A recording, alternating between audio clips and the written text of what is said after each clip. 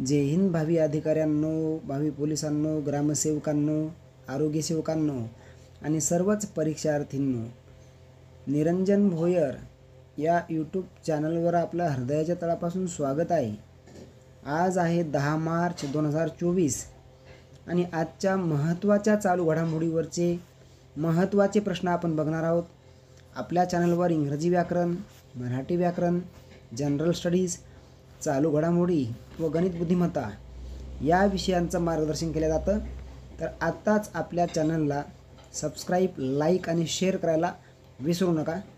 तर चला सुरुवातीला घेऊ आपण येस्टरडे क्वेश्चन, म्हणजेच तुम्हाला काल सरावासाठी दिलेला प्रश्न। याचं उत्तर तुम्हाला कमेंट बॉक्समध्ये टाईप करायला सांगितलं होतं। काय होता प्रश्न?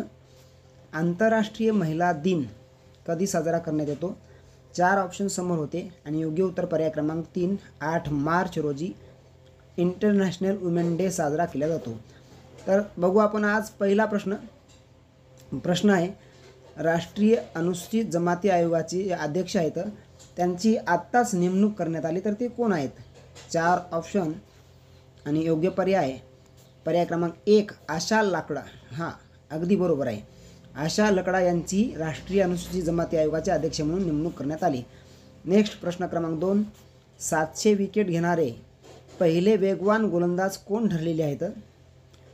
तर 4 ऑप्शन समोर आणि अगदी बरोबर पर्याय आहे पर्याय क्रमांक 4 जेम्स अँडरसन।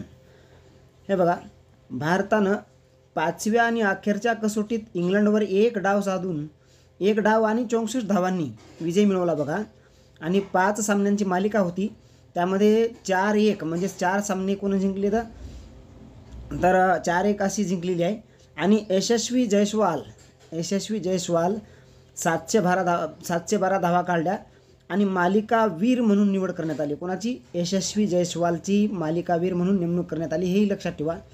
तसंच भारताचा ऑफ स्पिनर रविचंद्रन म्हणजेच रविचंद्रन अश्विननं म्हणजेच अश्विननं आपल्या 100व्या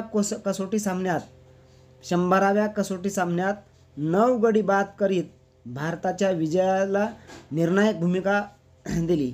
आणि संपूर्ण मालिकेत अश्विनने काय केलं? सर्वाधिक 26 गडी बाद केलेत बरं का, हे पण लक्षात ठेवा। आणि इंग्लंडचा वेगवान गोलंदाज जेम्स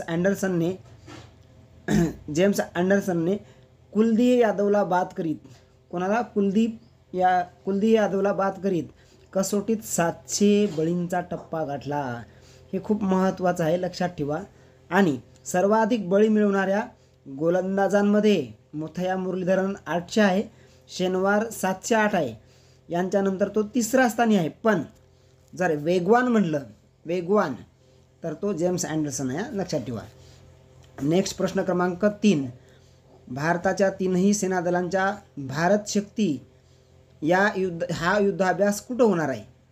तर 4 ऑप्शन समोर आणि योग्य पर्याय असणार आहे पर्याय क्रमांक 3 जैसलमेर या ठिकाणी होणार आहे। प्रश्न आहे पुढचा 4 नंबरचा, भारतामधून कोणत्या देशात मानवी केसांची तस्करी होत आहे? तर महत्त्वाचं आहे, लक्षात ठेवा। भारतामधून मानवी केस जे कापले जातात, तर ते कर्तन कापल्याच्या नंतर कुठं त्यांची तस्करी होत आहे? तर 4 ऑप्शन समोर आणि चीन, पर्याय क्रमांक 3 हे अगदी बरोबर आहे। आणि यावर प्रश्न विचारला जाऊ शकतो, महत्त्वाचा आहे, इथून पुढे पण याच्यावर चर्चा होतील। प्रश्न 5वा, नाटोचा 32वा सदस्य कोणता देश बनलेला आहे? 4 ऑप्शन समोर आहेत आणि पर्याय क्रमांक स्वीडन हा नाटोचा सदस्य बनला आहे। याच्यावर एक डिटेल स्पेशल लेक्चर आपण घेणार आहोत, खूप महत्त्वाचं आहे। तर बघा, आता बघू आपण तुम्हाला नेक्स्ट डे क्वेश्चन म्हणजेच सरावासाठी प्रश्न। आता ... देशात भारताच्या UPIचा वापर सुरू झाला आहे, याचं उत्तर 4 ऑप्शनपैकी आहे, ते कॉमेंट बॉक्समध्ये टाईप करायचं आहे। तेव्हाच तुम्ही टाईप केलं तर तुमच्या दीर्घकाळ लक्षात राहतं। तर वाईट सवयी सोडा आणि जेव्हा कॉमेंट बॉक्समध्ये टाईप करा म्हटलं तेव्हाच करायला शिका। ह्या वाईट सवयी तुमच्या या छोट्या छोट्या गोष्टीतून दूर होतील। तर ठीक आहे, जय हिंद, जय भारत।